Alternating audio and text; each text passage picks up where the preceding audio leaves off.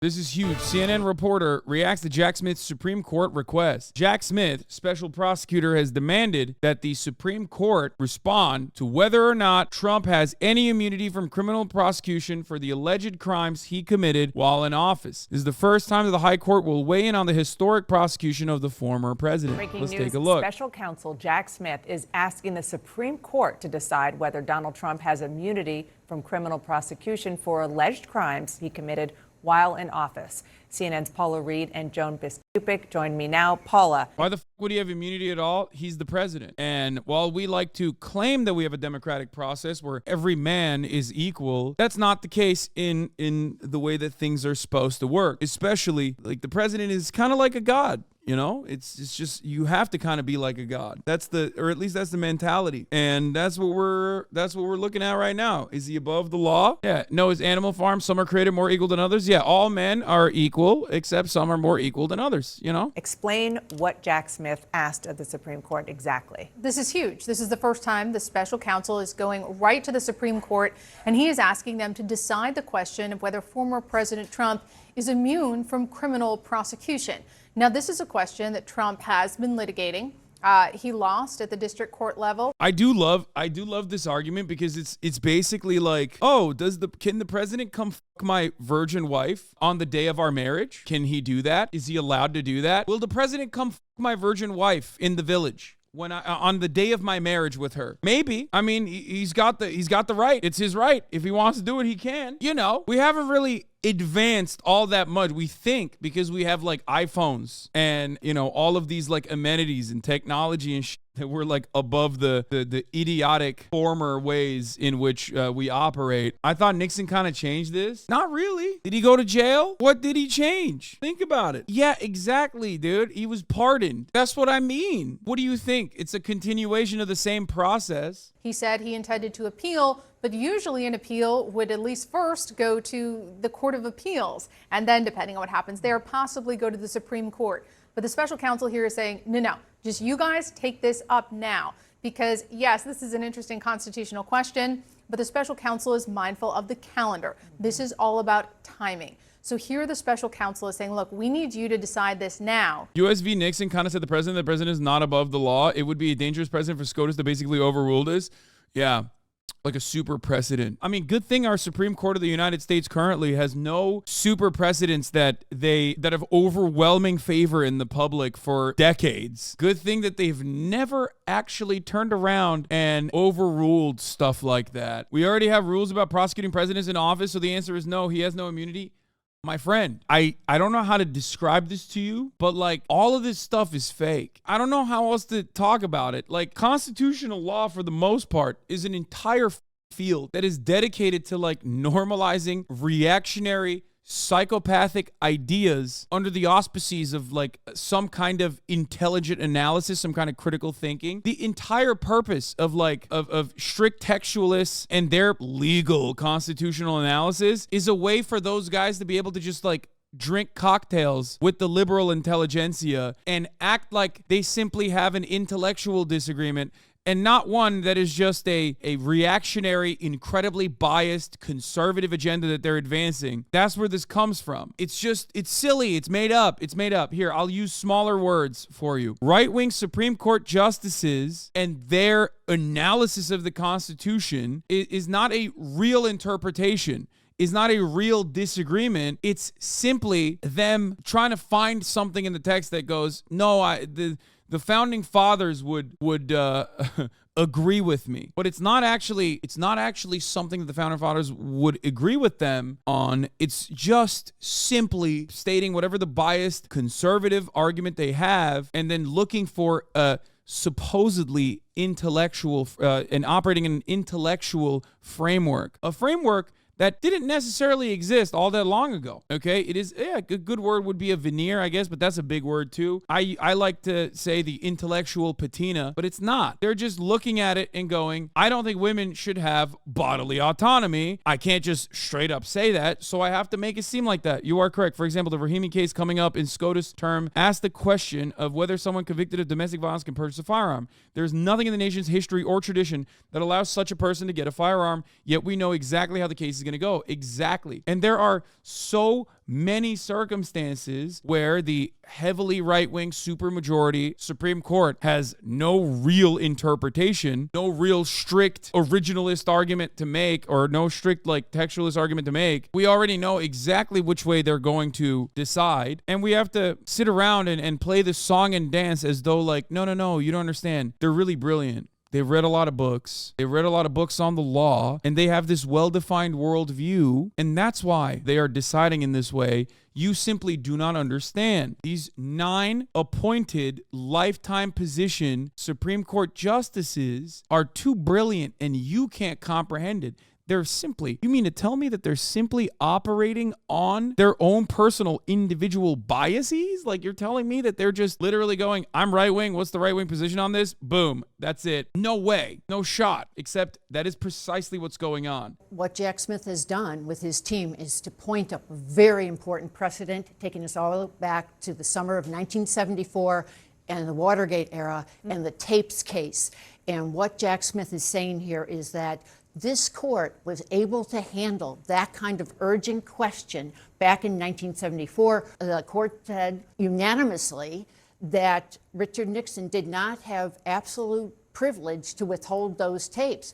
This kind of question is exactly of that magnitude now. HasanAbi says, here's how I see this going. SCOTUS distinguishes this from Nixon and holds that the president is immune from any federal prosecution for actions during their time in office. It's distinguished from Nixon because Nixon only applies to civil proceedings. Very worrying. But that doesn't, that means the president can do federal crimes while in office, which is insane. Which, I guess technically the president does do federal crimes while he's in office. Let's be real. They already do that, but it's like wild to just be like, no, it's totally valid. You can do it, King. You have the go ahead. I don't know. No, look, they can do it, and the Supreme Court can grant this. And as Paul had said, they have the clock on their minds here. And look, everybody knew that this was eventually going to make it to the Supreme Court in one way or another. Now, the normal course of action would be to go to the appeals court. That could take months and months, and they'd ultimately draft a decision there, and then which would be appealed to the Supreme Court.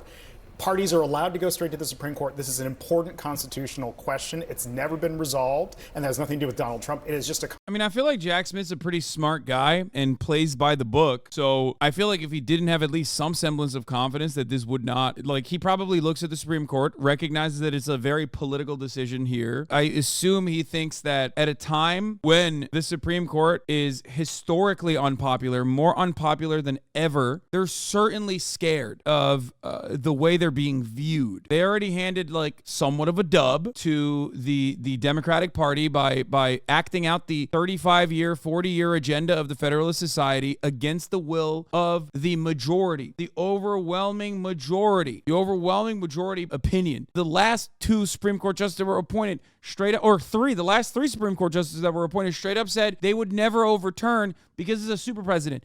On the record, they said this. And then what did they do? They immediately overturned it. So that was a major blow to the confidence that people have within this institution, which they should. They should not be confident in this institution. I don't believe that this is a real institution that cares about the humanity of people, or they did not give Republicans a dub. Politically speaking, that decision was deeply unpopular. That position was, that decision was so unimaginably unpopular that it led Joe Biden in a relatively hollow defeat in the midterms when it was supposed to be a devastating red tide. Now, of course, Joe Biden is also very old and deeply unpopular due to how old he is.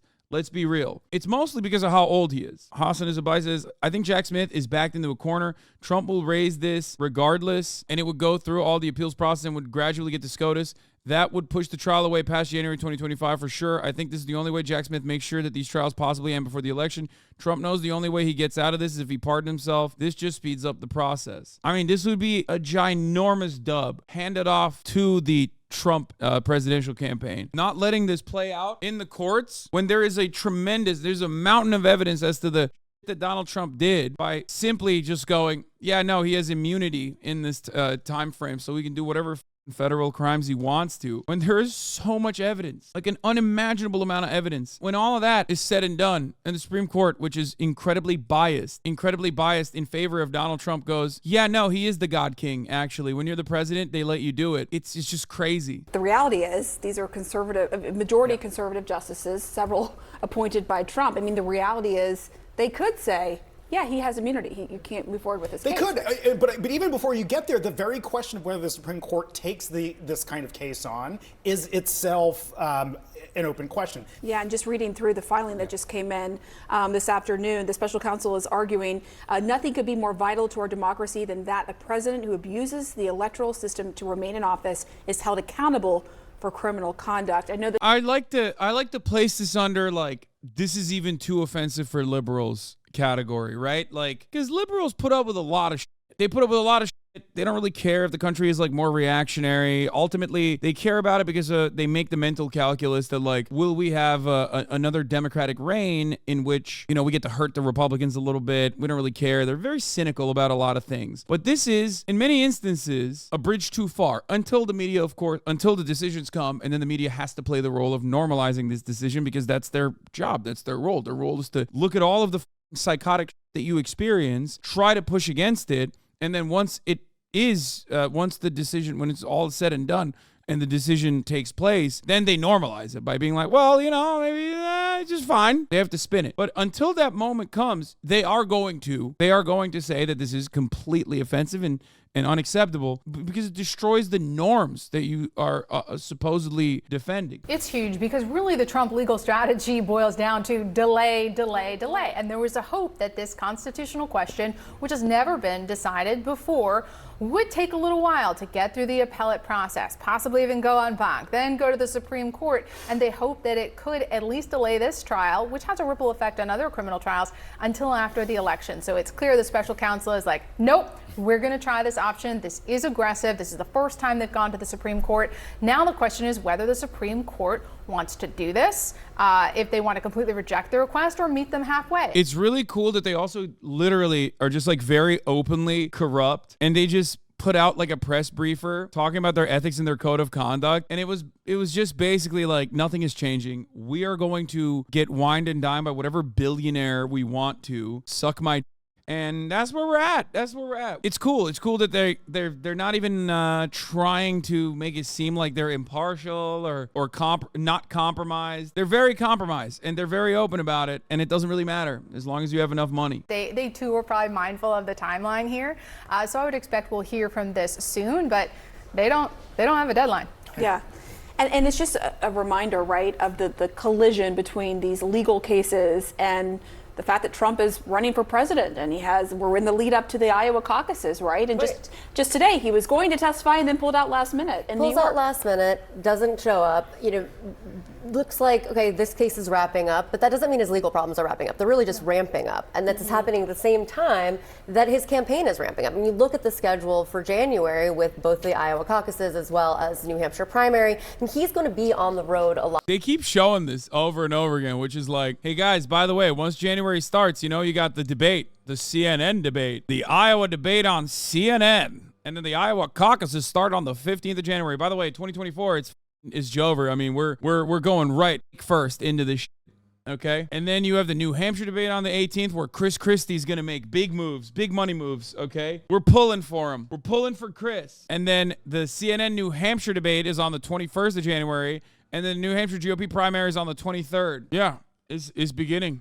The beginning of the end. Over the weekend, Donald Trump once again said he wants to be a dictator, but only on his first day in office. You know why I wanted to be a dictator? Because I want a wall, right? I want a wall. That's it, dude. I mean, why wouldn't he? Why wouldn't he say it? And I want to drill. He's like, come on, I want to do all the good things. That's why let me be. Some of Trump's Republican supporters have dismissed the comments as a joke.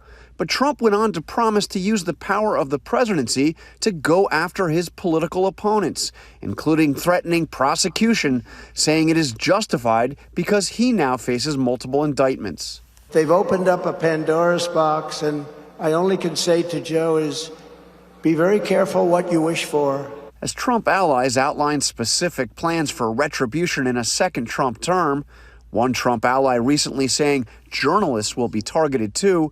The Trump campaign has pushed back, saying no proposal should be considered official unless it comes directly from Trump or his campaign. As Trump builds his campaign around calls for retribution and revenge, former Republican Congresswoman. I do think that is, I guess it's one angle that he could take. When you think about it, he no longer has the outsider layup, right? In the past, he could have just claimed that he's an outsider, right? Like in 2016, he was the guy who was uncorrupted by politics. And that was pretty good. He went up against Hillary Clinton, who was the most corrupt figurehead, right? Of like American elitism and institutional rot. Donald Trump, on the other hand, can't do that this time around because he was the president. He was the president for 4 years. And we all know what that looked like. So much so that the American population decided, oh yeah, we don't want that. We actually don't want that. We want something else. We will vote for a carcass. We will put a carcass, a hollowed out shell of a man by the name of Joe Brandon in the interest of stability. That's what they said. Now, obviously, there were some factors that for some reason everybody always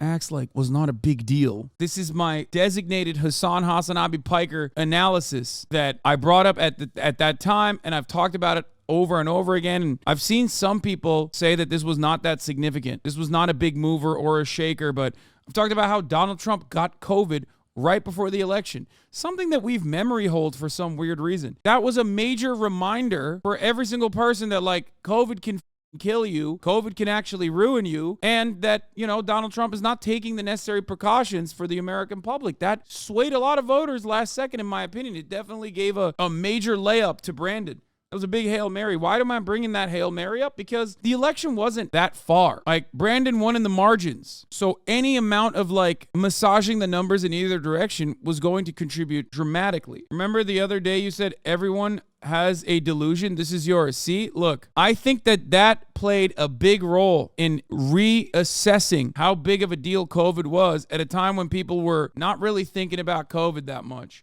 Or they were thinking about it, they were living through it, but it really just like made the media cycle hyper-focus on it. Why are you calling him Brandon? Is that funny? Yes, it is. So for me, I think that played a role, and the only reason why I'm mentioning that is because in the absence of that Hail Mary, who knows? Who knows how the election would have looked? Obviously, it was still slated in Joe Biden's favor, but it could have been even closer than that. I'm not saying that's the single most important thing that happened. I'm simply stating that the election could have even been closer, and it's supposed to be a blowout, right? You have the stability candidate. He's supposed to blow Donald Trump's back out. Now, we've moved far beyond COVID at this point. In the minds of the American consciousness, we've moved beyond COVID.